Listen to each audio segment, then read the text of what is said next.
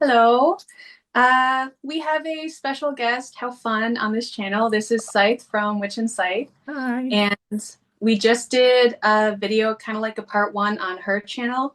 And now I don't know if it's a continuation or like another one, but now we're Oh, going to, I'm so sorry. Hold on. You gotta get down. Okay. Okay. okay. Sorry about that. No, no, no, it's great. I think that's how it kind of feels. Because I'm like, I don't know exactly what this is, but we're just gonna like get into it anyway. So I'm Yeah. glad the doggies feel it. So I'll do my little intro and then we'll go. Okay. Okay. So, welcome to today's collective general reading. As always, use your own discernment, join with intention, and allow the message to be received with an open heart. A quantum reminder, we are speaking through symbol and story here, so please do not rely on tarot readings for factual evidence. You are always encouraged to do your own research, especially when engaging with strangers on the internet. Okay. So I got a few cards from the Sacred Geometry deck, and here it was the top and bottom. Number 3, the Kiss. Number 45, Passion Flower.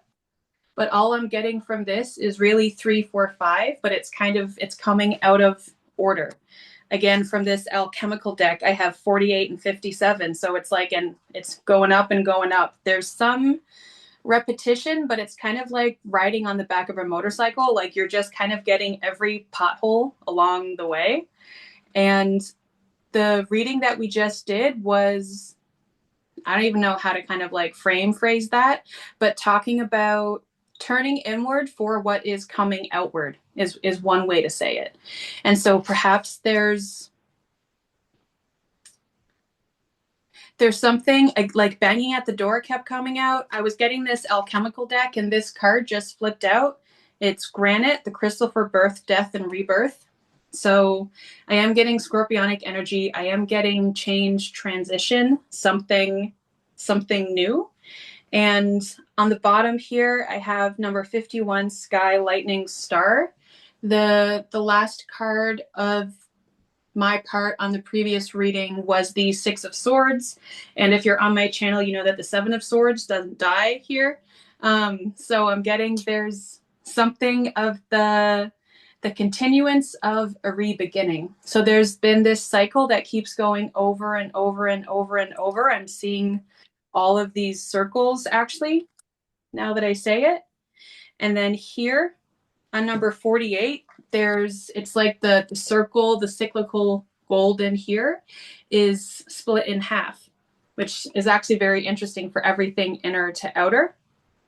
And this is on the horizon. So perhaps it's some layer of you're seeing what it is that you want to be and you don't know how to get there. And like my cards are feeling very chaotic. Normally everything is lined very nicely and very specifically, but there's something here of the energy is coming regardless of if you're prepared or ready for it. Yeah. Yeah. So I'm writing down some notes as you're talking because these cards are speaking to me in a little bit different of a way than they normally would. I'm going to Mm-hmm. start off here because I have the Chariot and I have the Five of Inspiration. Now, this is the Muse Tarot, and anytime I read from the Muse Tarot, I'll kind of like hem haw and like get a little bit from the actual tarot meaning, but then it's like it always goes off in some strange way. And what I'm seeing here is, well, we do have this card of conflict, and then we have this moving away from some sort of conflict, or at least it's like battening the hatches, right? It's like we're hunkered down due to some sort of conflict. Even if it is a conflict that's in the past that we moved away from, it's almost like the energy of that is still reverberating through our life. There's something here about the volatileness of conflict and how even after the eruption takes place, there's stuff left behind, right? If you have a volcanic eruption, it builds on the land in some way. And so there's some parts of the self that some kind of volatile situation has um, maybe caused scar tissue or has caused us to adopt new aspects into our personality. Maybe it's a little bit more of a protective quality, which in and of itself isn't bad, right? We need to have discernment as people. But what I'm seeing is that someone is cutting through some sort of mental clarity, and mental clarity just keeps coming up for me inside of all the readings on the channel lately. So I'm not really surprised that it's showing up here also. There's something about mental clarity and cutting through with clarity. Um, into those spaces, seeing whether these are things that we still need or things that we can leave behind. It is a part of some sort of cycle. You can see that around her head. It's like she's trying to see through some sort of cycle, this revolution. Yeah, a revolution. I was about to say the revolving of like people, of time, of spaces, of places, of situations, of events, and trying to understand how to move past that energy. It's interesting because I'm almost seeing her not move past that energy. I'm seeing her pull in a different field. So what I mean by that is like, so for example, some people, if they have the same type of person that they keep attracting, um, if you look on the interim of your life, like on the fringes of your life, you might recognize that, oh, I have this coworker who's a very different person. And so spending your lunches with that coworker, basically bringing a different energy into your field consciously can sometimes change what you attract into your closer spaces. And there's something about that clarity and the desire to change out of some sort of cycle to become unstuck. The reason why I'm saying unstuck is because we have the hangman. Originally, the hangman did come out reversed for me, and that spoke to me, which normally I just don't read reversals. I just read the archetypal energy, but the reversal really spoke to me. It's like there's an unstuckness that's coming for somebody. And this is followed by the King of Swords. So I think the King of Swords is going to be very different for a lot of people. It could be a moment where we have to be very honest with ourselves about something. It could be a moment where someone's very honest with us. It can also be a moment where we encounter the same type of person and or situation, and then we have a choice. Do we act the same way and conduct ourselves the same way, or do we choose to step outside of that cycle? So this is kind of an interesting energy that's coming through. I heard eliminating energy versus incorporating energy, that sometimes the way to get out of a cycle isn't necessarily by cutting that energy out. It's by bringing a different energy in and allowing new energy into the field again. That came out again. So, yeah. Hmm. And like, there's so much here, but what just came through is it a cycle or is it a circle? Mhm. And the idea of there's something that's repeating over and over, and then we can talk about spiraling energy and being in the same place as the energy comes and meets you in the same place, but at a higher level, at a higher vibration, and trying to reach that.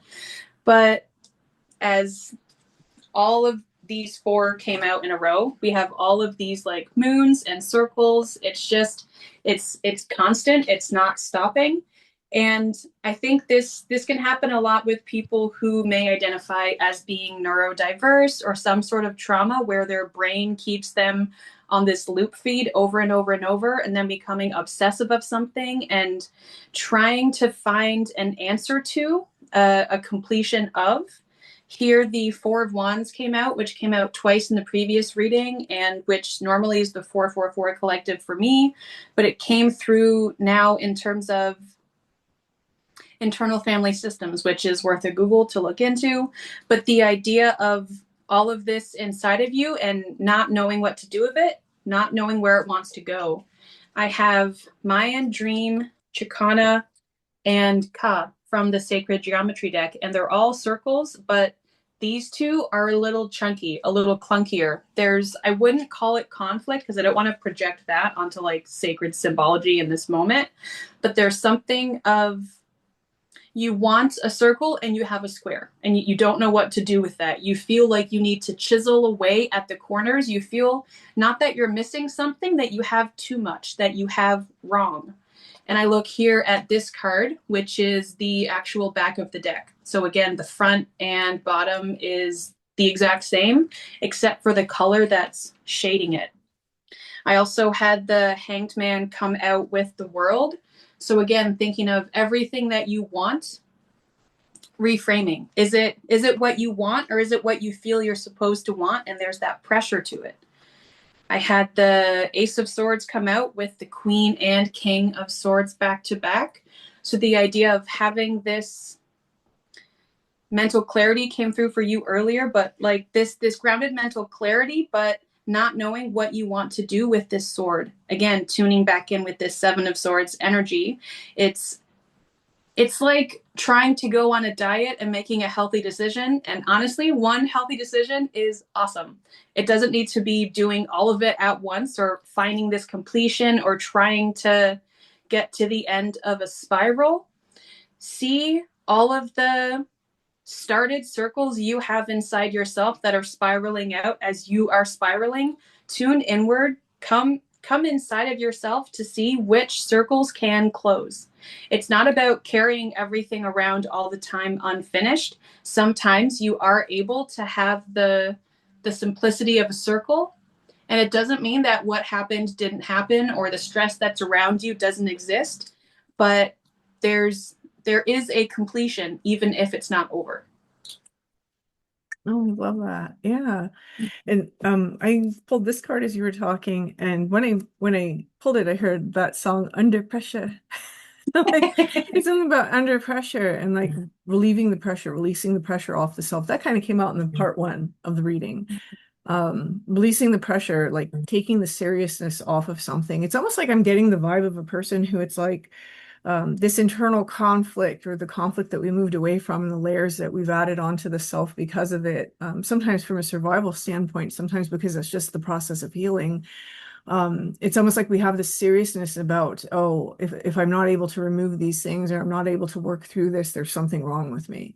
But if there's nothing wrong with you, like, that's a very important question to ask the self. Because when we think there's something wrong with us, we think something like ultimately horrible that we have to fix and we have to work through. But like, there can be things that we need to work on without it being something wrong with us. So there's something about releasing that sort of pressure and understanding, coming back to the center of like, this is the solar plexus energy, right? With all that yellow. And this was my apple card the other day, and it's kind of speaking to me about that apple again. When we look at the seeds, we're looking at the potential, right? We're looking at the seed houses everything that that apple is and was going to be. It's like that seed is the past, present, future, all existing at the same time. And how do we tap into that potential in the current moment? I've been talking a lot the last few weeks about misidentification. We misidentify as like success, or we misidentify as the person with this great job or this not so great family, or like, whatever the thing is that we're identifying with. And all those misidentifications, those are like the source of our suffering. There's like a quote from, I mentioned this on the channel the other week, and I can't remember the guru's name. I really need to look into it. But one of the things that he was known for saying was that when I take all the misidentifications away, what I'm left with is the understanding that I am bliss or I am happiness, depending on how you translate him. And to sit and like meditate on that is like super profound, right? Is that when I'm seated and I'm in the present moment, and I take that disappointment away, and I take that label away, and I take this self-diagnosis or this diagnosis away, and I take this struggle that I've had away, all that I'm left with is energy. All that I'm left with is my energy and my consciousness, and that in and of itself is happiness. There's something about remembering the core of like who you actually are. I have like the second card here that is scorpionic in nature. So you mentioned Scorpio, and it's Scorpio here, and it's water, and it's Pluto. So there is like this revolution or this freedom or this releasing and destruction that's taking place for somebody. But I'm seeing it almost like, if you look at this little guy here, he's making me think of Snoopy with his happy dance.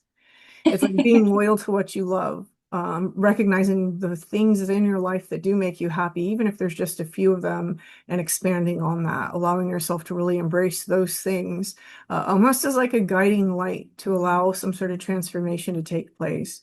Because just like you said, I don't know that it's like, I think we do think in terms of cycles, and that's the language that we use, but it is a spiral. And every single time we're on that same point in the spiral, we learn a new lesson, hopefully.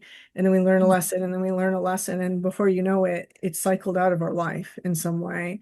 But there may be something here about bringing in new energy into that sort of spiral with you that can help you along the way. And it has something to do with heart energy. And so I do think it has something to do with that, like energy of love. And not the kind of love that you share with others, though it certainly can be for some of you. It's really that just being able to generate love, being able to feel love. I heard a speaker once talk about how their life changed when they would allow themselves to feel that energy inside themselves. Not I feel loved, it's I feel love. They would allow themselves to generate that energy and they'd go about their day. And they said that like their interactions, their relationships completely changed. And of course, how could it not, you know? Wow. It's just they're just with suddenly dogs outside and yelling and yapping, and the idea of like this is clicking for someone. There's some not chaotic energy because activity does not necessarily equate to chaos. Sometimes things can be happening. Here I have number 13 abundance and 25 sexual energy, which I'll get to what that's blanking in a second. But bringing this back to sacral chakra and turning this, reversing the cards as I place them back down. It's something, yeah, woof woof. It's something that you have started or been in transition of and no longer feeling stuck. Recognizing that the pause, the break in between, break is not broken, right?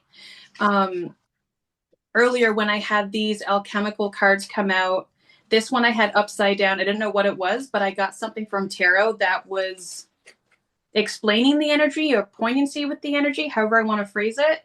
And it's the star with number 4, fire, volcano, and earth. And what I'm seeing is the star is what has come to earth. And I'm seeing with this yellow, this going back into the sky. So this connection returning to what was an origin and it no longer being only a beginning, recognizing that this is a continuation.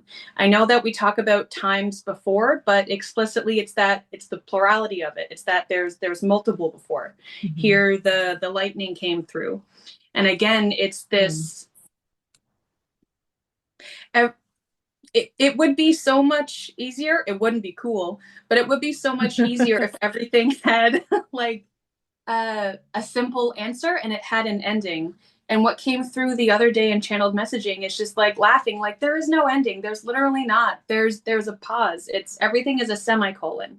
Sure, there can be an end to a story, an end to parts, but there is not a great end, or at least that's not how I view it. And what had come through in the previous reading and then channeled earlier today is talking about a new earth, a new me.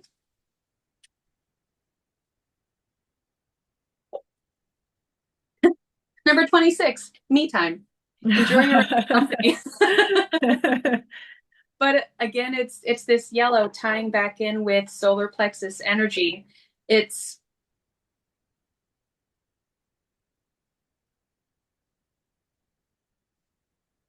taking time to enjoy the ooze of sensuality, the ooze of creation, just everything that it is that you've brought to earth that you feel weighted with. What if it was fun? What if it was awesome? Because whatever it is that you carry is with you regardless. And a change in perspective, like a pep in your step, can literally change how it is that the weight of that energy rests on.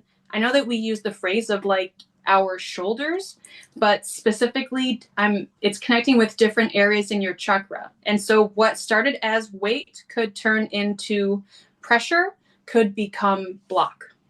Absolutely. Yeah, Yeah. absolutely. And that whole idea of everything's a semicolon, we see that in nature, right? You have the tree and the tree grows and the tree bears fruit and then it loses its fruit. And the tree could be sad about that, or it could recognize someone's going to open the apple and there's a new seed, right?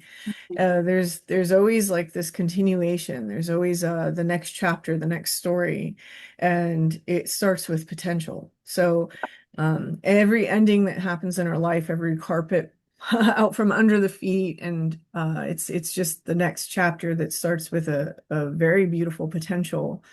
And we get to decide in the current moment what that potential is going to be. And that's the fascinating thing about energy in our life.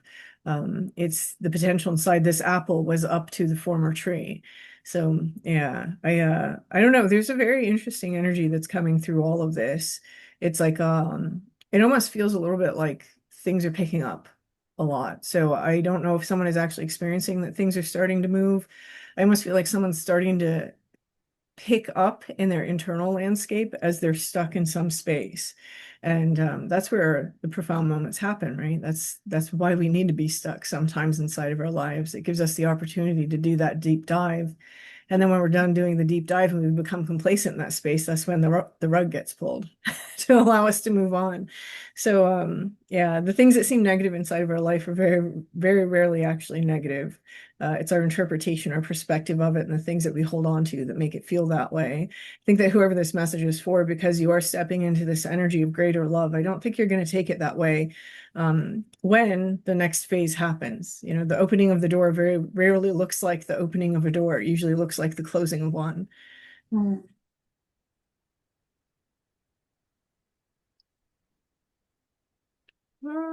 Yeah, that's all I'm seeing. That's all I'm seeing. So Yeah. I'll let you say all the things, and I'll just listen now because I can listen Like forever.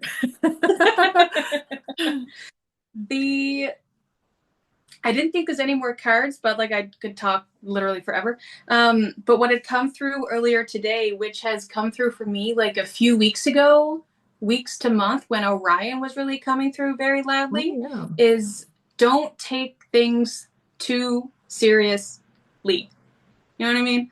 So it's like, read into that what you will. But the idea of, you could put a lot of pressure on yourself to make sense of literally everything in the entire universe. What if you like vibed out instead? You know what I mean? Like, I think especially for people that are really serious about their psychic skills and their spiritual journey, and this ties into like, there's so many things going on in the world. We can use the term polycrisis in reference to like there's just everything, and it can often feel like it's too much for one person to handle, which is totally true. It's not for any one person to carry the weight of the mass of, dear God, everything sucks, right? And again, this granite came, I had it outside and then it came back inside the circle for, sometimes the purpose is to end. And so there may be something that you've been working towards in life. And did I put that here? Well, that's too much to go into. But the concept of identities. And so perhaps there's something that you've identified with for a long time that has been your core, that you haven't seen yourself outside of it. It's the idea of being born with tattooed makeup already on your face. You've literally never seen what your own body looks like because something was like superimposed onto you. Luckily, we're not born with tattoos, and the idea is that gets to be a choice that you make. And for people who are feeling that frustration of, I'll use some like fake examples here. I I always wanted to be a teacher, and I thought that education and teaching and sharing knowledge is everything that I wanted to do, and I no longer feel that passion. So now I'm annoyed and I'm frustrated and I feel lost. You can have all of that joy, inspiration, excitement for life as a painter. There's like, just because the identity no longer fits doesn't mean that everything that's inside of you isn't still there. There was something that came through the other day when I was trying to figure out not how I identify, but if I'm using words that in the spiritual community we use to identify ourselves, which is also like a whole spiel.